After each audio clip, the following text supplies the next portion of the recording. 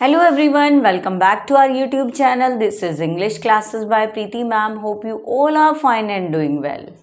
क्या आप भी कंफ्यूज हो जाते हैं इंग्लिश में जब वर्ड्स आते हैं दो, ऑल दो, बिकॉज, सो, वाइल, ड्यूरिंग या आपका ऑलरेडी, येट? ये सभी वर्ड हमें बिल्कुल कंफ्यूज करते हैं। कभी हमें ये लगता है कि ये वर्ड सेम ही तो हैं, लेकिन जब इंग्लिश ग्रामर टीचर हमें बताता है कि इनके अलग अलग रूल्स, तो हम कंफ्यूज हो जाते हैं। तो आज की वीडियो में इस कंफ्यूजन को हम बिल्कुल ख़त्म कर देंगे और वीडियो में लास्ट तक बने रहें। Let's begin with the first word, although versus दो। क्या डिफरेंस है इन दोनों के बीच में? शोज कॉन्ट्रास्ट, दोनों के दोनों वर्ड कॉन्ट्रास्ट दिखाते हैं, यानी अपोजिट कोई चीज़ दिखाते हैं। अब ऑल्दो हमारा कंजंक्शन है, ऑल्दो हमारा कंजंक्शन है। कंजंक्शन क्या होता है? किसी भी सेंटेंस या वर्ड्स को ज्वाइन करने के लिए जो वर्ड यूज होता है, दैट इज कॉल्ड कंजंक्शन।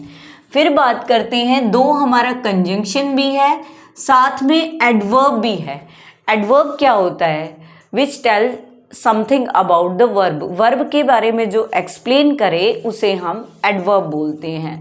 अब ये दोनों एक कंजंक्शन भी है और दो हमारा एडवर्ब भी है। अब इनका डिफरेंस समझेंगे। Although used at the beginning of a sentence, although हमारा सेंटेंस के बिगिनिंग में ही लगेगा। हमेशा ऑल्दो का यूज कहाँ रहेगा? जो हमारे सेंटेंस की स्टार्टिंग है वहीं लगेगा। और ये हमेशा हमारा क्या होता है? फॉर्मल होता है, औपचारिक तरीके से यूज होता है, फॉर्मल वे में यूज होता है although. For example, although it was cold, कि यद्यपि ठंड थी, वी वेंट स्विमिंग, हम स्विमिंग गए। यद्यपि ठंड थी, हम स्विमिंग गए। ऑल्दो शी इज यंग, यद्यपि वो यंग है, शी इज वेरी स्मार्ट, फिर भी वो स्मार्ट है। ठीक है, तो फॉर्मल वे में हमारा ऑल्दो यूज होगा, एज अ कंजंक्शन यूज होता है, बिगिनिंग में ही यूज होगा ये हमारा। अब बात करते हैं दो भी ये कॉन्ट्रास्ट शो करता है। Can be used at the beginning और एंड, लेकिन ये बिगिनिंग में भी यूज हो सकता है और एंडिंग में भी सेंटेंस के यूज हो सकता है।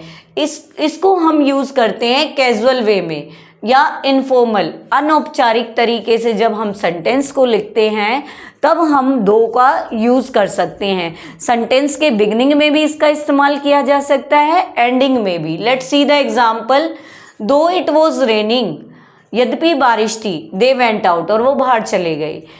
इसी सेंटेंस को थोड़ा चेंज करके दिया है, इट वॉज रेनिंग, बारिश थी, दे वेंट आउट, दो, फिर भी वो बाहर चले गए। तो दो हमारा यहाँ भी यूज कर सकते हैं, सेंटेंस के एंडिंग में भी और आपका बिगिनिंग में भी। ये कंजंक्शन की तरह भी यूज होता है, एडवर्ब की तरह भी यूज होता है। तो इसकी कंफ्यूजन, दो और ऑल्दो की कंफ्यूजन आपकी आई थिंक दूर हो गई होगी। अब हम नेक्स्ट देखते हैं, सेकंड डिफरेंस जानेंगे हम बिकॉज और सो के बीच में। सो और बिकॉज में क्या डिफरेंस रहता है? पहली बात जानेंगे कि बिकॉज एक कंजंक्शन है, ज्वाइनिंग वर्ड है। फिर सो को जानेंगे, सो भी ज्वाइनिंग वर्ड है और साथ साथ ये एक एडवर्ब भी है। ठीक है, कंजंक्शन के साथ साथ एक एडवर्ब भी है। अब जो हमारा बिकॉज है वो हमेशा हमें क्या बताएगा? रीजन के बारे में बताएगा। और सो हमेशा क्या शो करेगा? रिजल्ट को शो करेगा। अब अलग अलग इनको पढ़ते हैं। बिकॉज के बारे में जानेंगे, gives the reason for something, किसी चीज का रीजन बताता है बिकॉज। हमें रीजन के लिए हमेशा हम बिकॉज का यूज करेंगे। For example, I stayed home, कि मैं घर में ठहरा था, बिकॉज इट वॉज रेनिंग, क्योंकि बारिश हो रही थी। ठीक है ना, रीजन दे दिया, इस बात का रीजन दिया, मैं घर पे क्यों ठहरा था? क्योंकि बारिश हो रही थी। बिकॉज ने क्या शो किया? रीजन बताया। नेक्स्ट है हमारा एग्जाम्पल, शी इज हैप्पी, वो खुश है। क्यों खुश है भाई?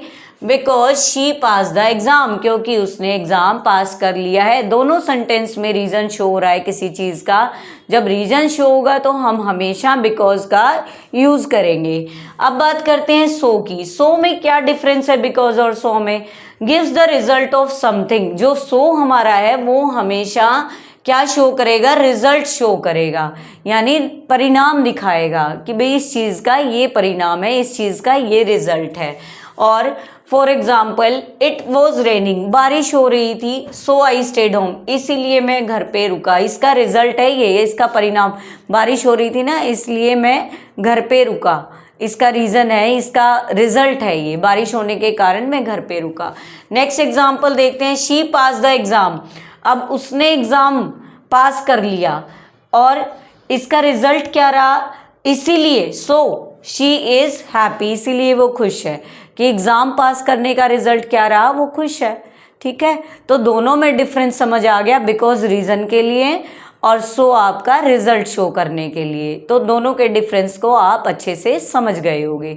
अब हम नेक्स्ट देखते हैं। नेक्स्ट पेयर हमारा है ऑलरेडी वर्सेस येट का। ऑलरेडी क्या है, एक एडवर्ब है ऑलरेडी, यानी वर्ब को एक्सप्लेन करती है, वर्ब के बारे में बताती है ऑलरेडी हमें, और येट भी हमारी एडवर्ब भी है, साथ साथ में कंजंक्शन भी है, ज्वाइनिंग वर्ड भी हमारा येट और एक एडवर्ब भी है।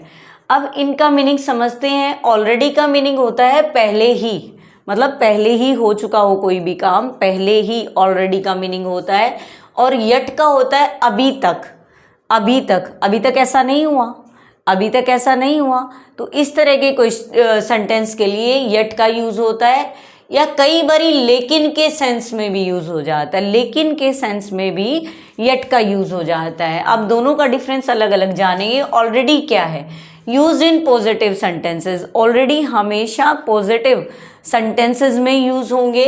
To show something happened sooner than expected, कि उम्मीद से पहले ही कोई चीज़ हो चुकी है, पहले से ही कोई चीज़ कुछ हो चुकी है, उसके लिए हम ऑलरेडी का यूज़ करेंगे। Let's see the example, I have already finished my homework, कि मैंने पहले से ही अपना काम पूरा कर लिया है या कर चुकी हूँ मैं।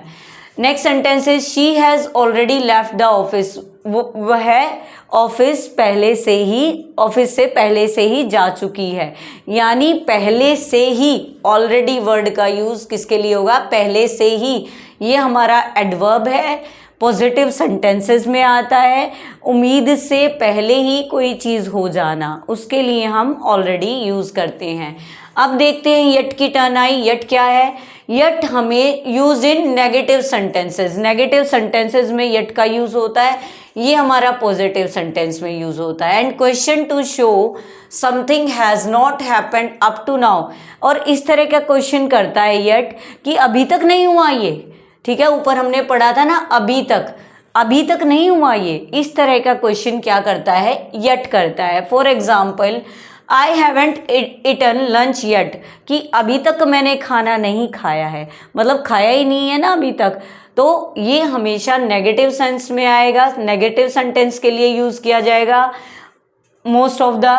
और फिर क्वेश्चन क्या पूछेगा कि अभी तक ऐसा नहीं हुआ। For example, has the train arrived yet, कि ट्रेन अभी तक आ चुकी है, लेकिन पूछ ही रहा है अभी तक आई नहीं है, लेकिन क्या ट्रेन अभी तक आ चुकी है, इस तरह का क्वेश्चन हमारा यट पूछेगा।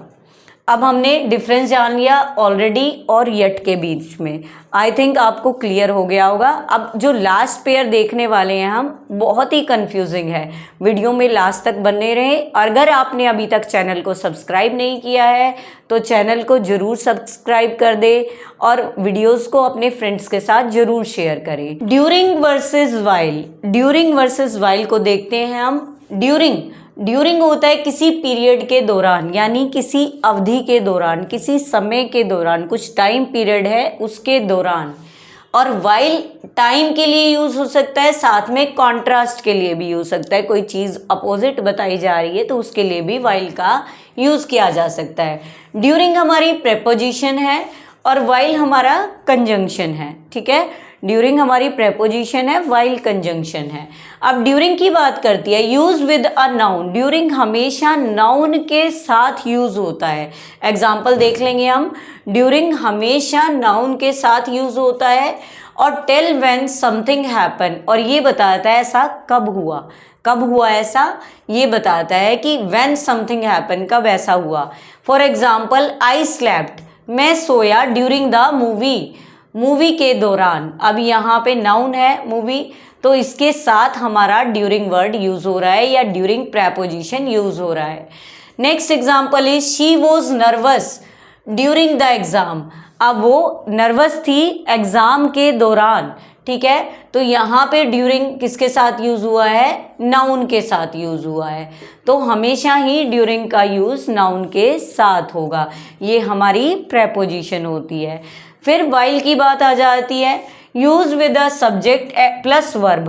पहले सब्जेक्ट आएगा, फिर वर्ब आएगी, फिर वाइल जो हमारा कंजंक्शन है वो यूज होगा। और ये क्या बताता है, tells what happen at the same time. ये बताता है क्या हो रहा है सेम टाइम पे, ऐसा अब हो रहा है तो ऐसा अब हो रहा है, ठीक है ना। जबकि वाइल का हिंदी में मीनिंग होता है जबकि। फॉर एग्जाम्पल आई स्लेप्ट, मैं सोया, while they were watching the movie, जबकि वो मूवी देख रहे थे और मैं सो गया। मैं सोया और वो मूवी देख रहे थे, दो काम एक साथ दिखाई दे रहे हैं, यानी दो चीज़ें सेम टाइम पे दो चीज़ें बताई जा रही हैं वाइल कंजंक्शन यूज करके। नेक्स्ट है she smiled while answering the question. अब वो स्माइल भी कर रही है जबकि आंसर भी दे रही है, दोनों चीज़ें साथ साथ हो रही है। तो वाइल का यूज हमेशा कब होगा, जब आपका कुछ बताया जाएगा सेम टाइम पे, और यूज किसके साथ होगा, सब्जेक्ट और वर्ब के साथ यूज होगा। तो आपका कंफ्यूजन दूर हो गया होगा इन वर्ड्स को लेके, और इनके डिफरेंस को आपने अच्छे से समझ लिया होगा। अगर आपने वीडियो को एंड तक देखा है तो आपका English grammar level definitely improve हुआ होगा। अगर आपको वीडियो पसंद आई है तो हमारे चैनल को सब्सक्राइब कर सकते हैं और बेल आइकन को प्रेस कर सकते हैं। कमेंट में लिख सकते हैं आपको कौन सा वर्ड सबसे ज्यादा कंफ्यूज कौन से वर्ड से थे। See you soon in the next video, so stay tuned.